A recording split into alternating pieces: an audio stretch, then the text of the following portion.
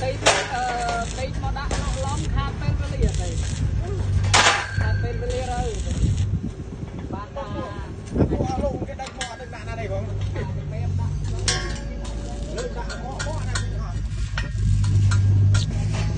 để cho slong để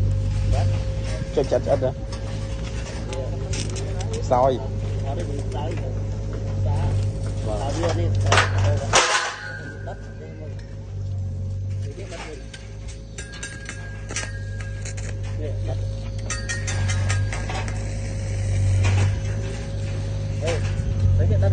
vào nắng đang hết đang